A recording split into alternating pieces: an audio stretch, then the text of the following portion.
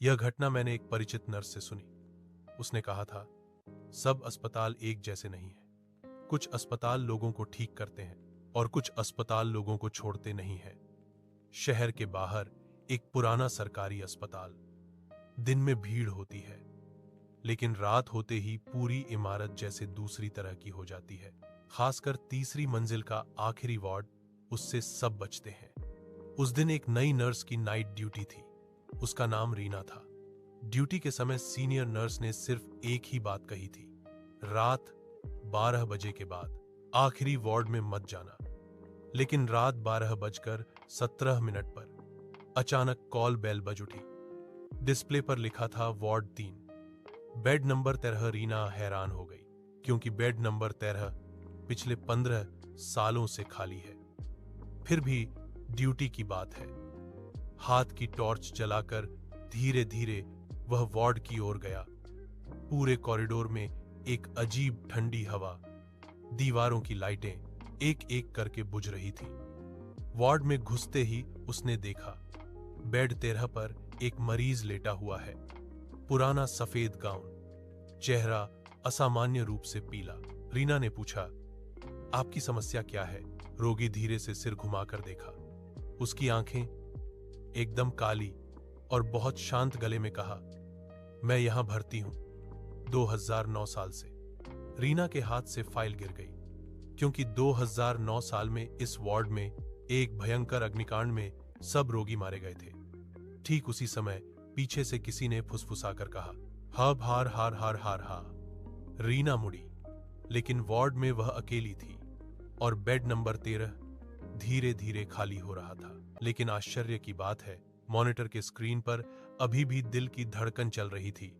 Beep beep शब्द जैसे पूरे वार्ड में गूंज रहा था। रीना पीछे हटना चाहती थी, लेकिन उसके पैर हिल नहीं रहे थे। ऐसा लग रहा था जैसे फर्श से किसी ने उसे कसकर पकड़ रखा है। अचानक वार्ड का दरवाजा खुद ही जोर से बंद हो गया। धप, चारों ओर अंधेरा। केवल मॉनिटर की रोशनी में वार्ड तैर रहा है। रोशनी में देखा गया, दीवार पर जले हुए हाथों के निशान, एक नहीं कई, और वे हाथ के निशान धीरे धीरे रीना की ओर बढ़ रहे हैं। तभी चारों ओर से एक साथ कई आवाजें आईं। डॉक्टर नहीं आया। नर्स को भी देर हो गई थी। रीना के कान झनझनाने लगे। वह चिल्लाना चाहती थी, लेकिन उसके गले से कोई आवाज नहीं निकली। अचानक उसके कान के पास किसी ने फुसफुसाते हुए कहा, आज हमारे साथ रुक जाओ। एक झटके में सारी लाइटें जल उठीं। दरवाजा खुल गया। रीना फर्श पर बेसुध होकर गिर पड़ी। अगले दिन सुबह अस्पताल के कर्मचारियों ने उसे गलियारे में बेहोश पाया। लेकिन सबसे भयानक बात तब भी किसी ने नहीं देखी थी। रीना के हाथ में एक जला हुआ कागज कसकर पकड़ा हुआ था। उस कागज पर एक पुरानी सूची लिखी हुई थी और सूची के बिल्कुल नीचे नया नाम लिखा था, Reena Dutta, ward 3, bed number 13। अगले दिन सुबह रीना को आईसीयू में भर्ती कराया गया। डॉक्टरों ने कहा, उसके शरीर पर कोई चोट नहीं है, लेकिन पल्स असामान्य रूप से कम है। ऐसा लग रहा था कि वह जैसे आधी इस दुनिया में है, आधी कहीं और फंसी हुई है। होश आने के बाद रीना किसी को आंखें उठाकर नहीं देख रही थी, बस फुसफुसाकर बार बार कह रही थी, वे मुझे बुला रहे हैं, वे अभी भी वार्ड में हैं। वरिष्ठ नर्सों ने एक दूसरे की ओर देखा, क्योंकि ये बातें उन्होंने पहले भी सुनी थी। ठीक 15 साल पहले 2009 की आग लगने की घटना के बाद एक और नर्स ने यही बात कही थी। वह भी एक रात के लिए वार्ड 3 में घुसी थी और अगले दिन वह फिर कभी सामान्य नहीं हुई। रीना के हाथ में पक्का हुआ जला हुआ कागज अस्पताल के अधीक्षक ने खुद खोला। कागज एक पुराने मरीजों की सूची थी। आग की रात में मरने वाले मरीजों के नाम, सभी नामों के आगे लाल स्याही से एक निशान था और एकदम नीचे नई स्याही से लिखा था, रीना दत्ता। कोई समझ नहीं पाया कि यह नाम किसने लिखा है। उसी रात अस्पताल के नियमों में फिर से बदलाव किया गया। रात 10 बजे के बाद तीसरी मंजिल पर कोई स्टाफ नहीं जाएगा। लेकिन नियम बदलने के बावजूद घटनाएं नहीं रुकी। अगली कुछ रातों में नाइट ड्यूटी के गार्डों ने बताया, रात ठीक 12:17 पर वार्ड 3 से कॉल बेल बजती है। मॉनिटर पर दिखता है वार्ड 3, बेड नंबर 13 और आश्चर्य की बात है, अब उस बेड पर एक मरीज असाइन किया गया है। रीना की हालत धीरे धीरे खराब होने लगी।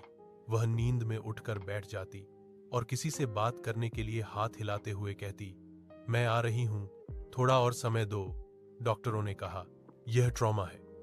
लेकिन एक रात आईसीयू के सीसीटीवी फुटेज देखकर सब चुप हो गए। वीडियो में देखा गया रीना नींद में ही उठकर बैठ गई है और उसके पास एक जला हुआ हाथ, धीरे धीरे वह उसका हाथ पकड़ रहा है।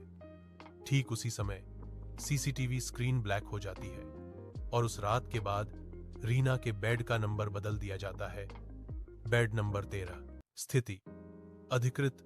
उस क्षण से ही अस्पताल के कर्मचारियों ने समझ लिया था, रीना को अब कोई नहीं बचा पाएगा। रीना की आंखें धीरे धीरे बंद हो गईं, लेकिन वह बेहोश नहीं हो रही थी, बल्कि ऐसा लग रहा था जैसे उसे किसी और जगह खींचा जा रहा हो।